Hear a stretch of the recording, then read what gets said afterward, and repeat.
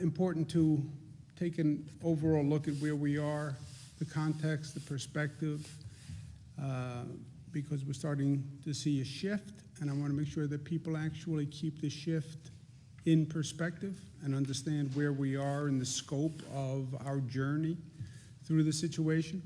It's been 18 days since we closed down New York. I know it feels like a lifetime.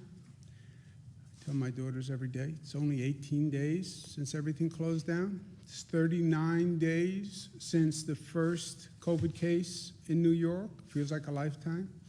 It's 80 days since we had the first COVID case in the United States. 80 days. Been an intense, life-changing 80 days, but that's what it has been. When we started this situation that we are still in the midst of, before people get complacent, the end of March, the White House task force, coronavirus task force, was still talking about 1.5 to 2.2 million deaths, okay? Their best case scenario with quote-unquote mitigation efforts was 100 to 240,000 deaths in the United States, which is breathtaking. For New York, there are a number of models that were put out that we are following. The most frightening was Columbia University that said we could have 136,000 people in New York City only who would be hospitalized, not infected.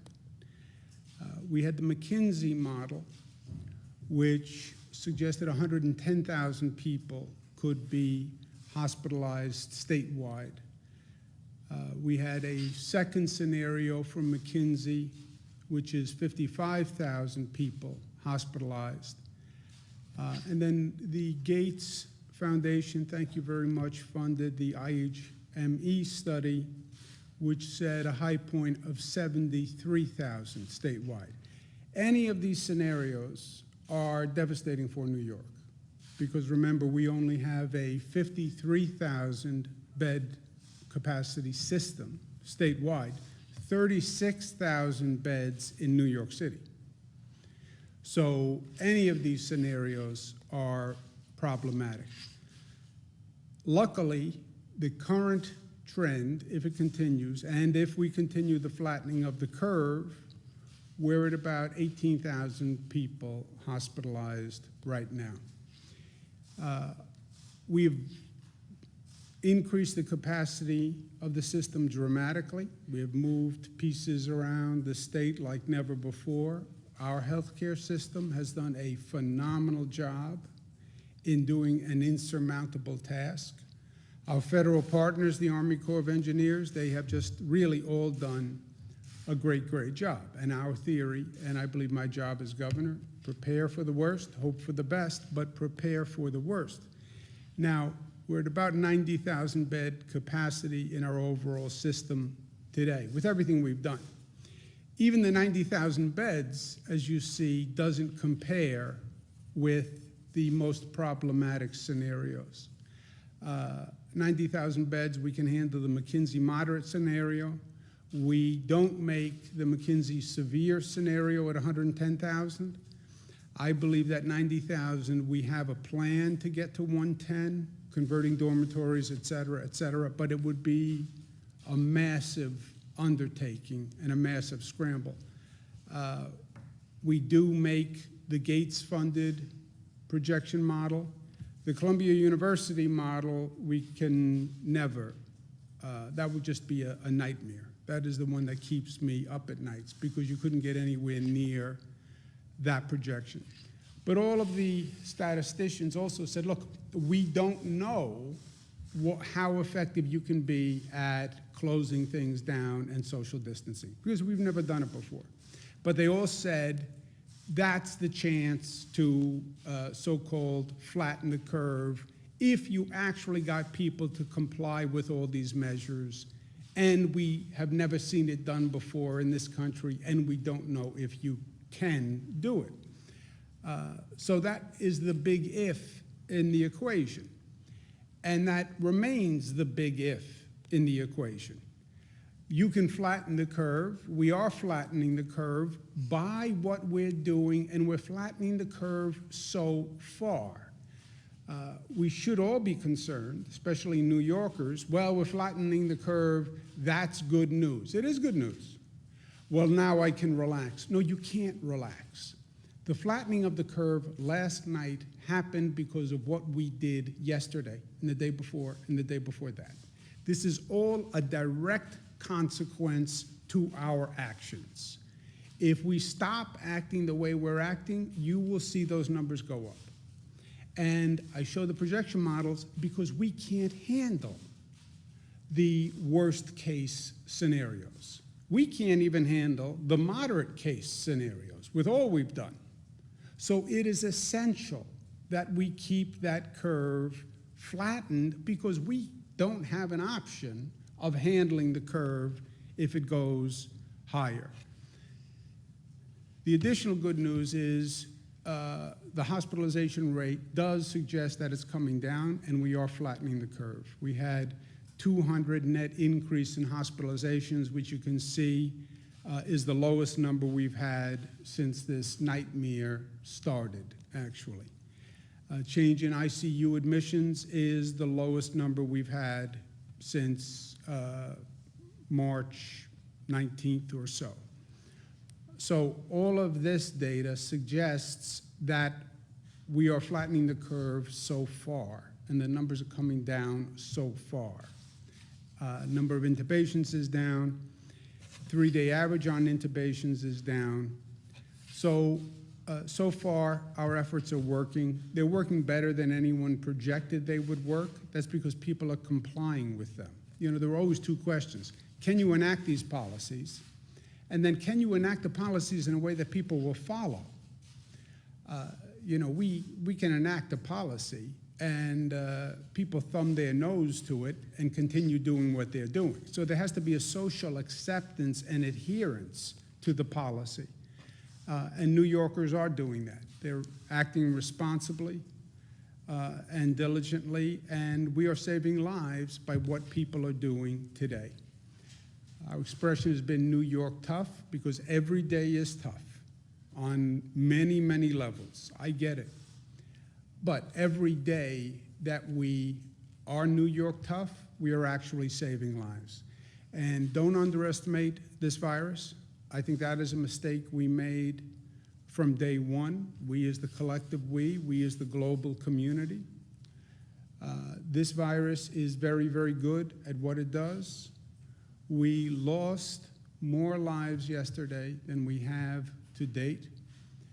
We understand, and all the experts have said, Dr. Fauci said from day one to me, you will see the deaths increasing after the hospitalizations because the deaths increase the longer a person is in the hospital, the longer a person is on the ventilator. I understand the scientific concept. I understand the data. But you're talking about 799 lives, the highest number ever. It's gotten to the point, frankly, that we're going to bring in additional funeral directors to deal with the number of people who have passed. If you ever told me that as governor I would have to take these actions, I couldn't even contemplate where we are now. And to put all of this in perspective, I lived through 9/11. 9/11 was supposed to be the darkest day in New York for a generation. We've done everything we can since 9/11 to make sure 9/11 didn't happen again. We lose 2,753 lives on 9/11. We've lost over 7,000 lives to this crisis. That is so shocking and painful and breathtaking. I don't even have the words for it. 9/11 was so devastating, so tragic.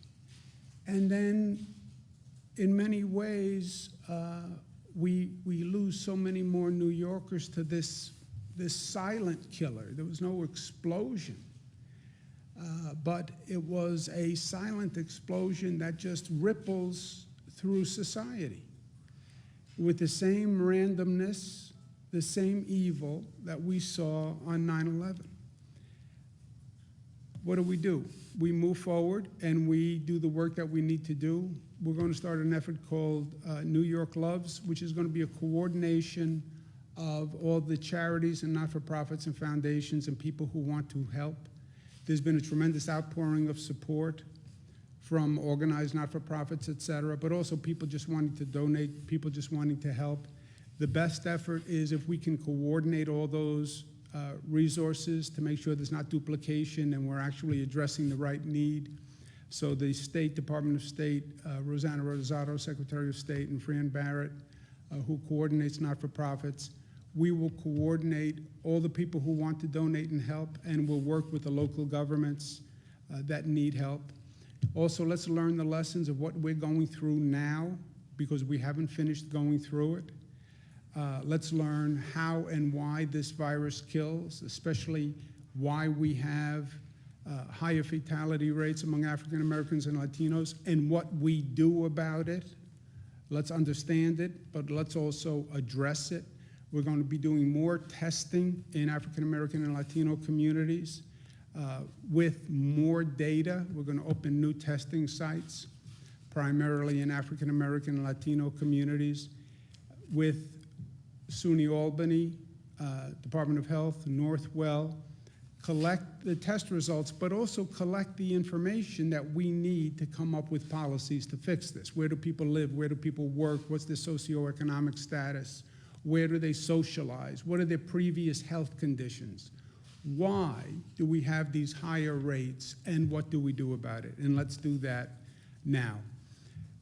Rapid testing and testing is going to be the bridge to the new economy and getting to work and restarting, right? We're not going to go from red to green. We're going to go from red to yellow.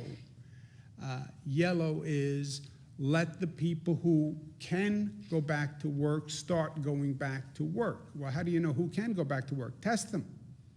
You have rapid testing capacity. We have to bring it to scale. We have to bring it to scale quickly. And that's something that the state is working on, as well as the federal government. Let's also find a treatment for this disease. Convalescent plasma, which is plasma from people who were infected, that can be then used to treat people who get infected. We need that plasma from people who were infected. We're starting a blood drive and asking those who have recovered from the virus to contact us and to donate blood so we can develop the convalescent plasma treatment. And there's a website on the screen that they can go to help. We also have to be prepared and stay prepared. We have to have the supplies. We have to have the right laws. We have to have the right procedures. Because remember, the 1918 Spanish flu came in 3 waves. We're on the first wave. Everybody is assuming, well, once we get through this, we're done. I wouldn't be so quick to assume that. This virus has been ahead of us from day one. We've underestimated the enemy, and that is always dangerous, my friends. And we should not do that again. There's an article in the LA Times that says the communities that have dealt with this before, like Wuhan, Singapore, are now seeing a second wave of infection. There is a theory that this virus can mutate and change and come back. So this is not, we're in a battle, right? But this is about a war, and we're only on one battle here. Even once we get through this battle, we have to stay prepared for what could come down the road. And we also have to start to repair the immense damage. Before you start talking about restarting the economy, you're going to have to address the damage that is done to society today, which is intense, the economic damage. People who are now living in poverty. I mean, people have been without a check, without a job for weeks. And most people in this state live paycheck to paycheck. And all of a sudden, the paycheck stops. We're doing everything we can on the unemployment benefits and increasing the unemployment benefits, but you have families that are in true economic hardship and are impoverished because of this situation. What do we do with the housing market? Our healthcare system, we have pushed to the max. We have pushed people to the max. We have pushed facilities to the max. We have beds in lobbies, in conference rooms, in hallways. I mean, we did what we had to do to be ready, but we have done a lot of damage in the midst that has to be undone. So that's something that we're working on immediately. And we need the federal government to be responsible, and we need the federal government to pass legislation that helps. We have to stabilize state and local governments across this country. New York State has had the highest number of cases by far and away. Our costs have been the highest in the country. They passed legislation that was enacted, we were told would bring $6 billion to health care. When we did our state budget a couple of weeks ago, we believed what they said, and we thought we were looking at $6 billion in health care funding. Turns out, when we actually read the language, it was about $1.3 billion to the state of New York, which is much different than $5 or $6 billion. And the funding disqualified 1/3 of New York's Medicaid recipients, which nobody said. You know, and to our federal representatives, I spoke to Senator Schumer, I spoke to Senator Gillibrand, this is no time for politics. This is a time to enact the legislation that actually addresses the need. And I was in Washington for 8 years. I get how the political process works in Washington, not here and not now, my friends. We also have a significant mental health issue that comes with what we've done, the isolation, the disorientation. It's a growing problem. We have a growing problem with a number of domestic violence cases. If you need help during this highly stressful period, and I suspect more people need help than acknowledge that they need help, we have a support hotline. We have thousands of people who have volunteered to help, and people should reach out and ask for it. We have to stay ahead of this virus. We're watching Rockland, Nassau, and Suffolk. The numbers have come down in New York City, but you look at the concentric circles around New York City, the natural spread, the natural concentric circles are towards the suburban communities, Westchester, Rockland, Nassau, Suffolk. Westchester, we've had problems already. One of the first hotspots in the nation was New Rochelle in Westchester. Now we're seeing numbers creep up in Rockland, Nassau and Suffolk. The numbers are creeping up, so we're watching those areas next. We sent additional equipment last night. And the overall point is, look, you stay at home and you save a life, period. Stay at home and you save a life. And I know New Yorkers, I'm born and bred. The instinct is, well, this is good news, now I can relax, because by the way, I've been dying to relax and get out of the house and end this Groundhog Day reality. Yeah, you're not out of the woods. And now is not the time to misunderstand what's happening. We have done great things, and we have saved lives because we have followed these policies. The moment you stop following the policies, you will go right back and see that number shoot through the roof. And we are not prepared to handle the highest numbers in those projection models.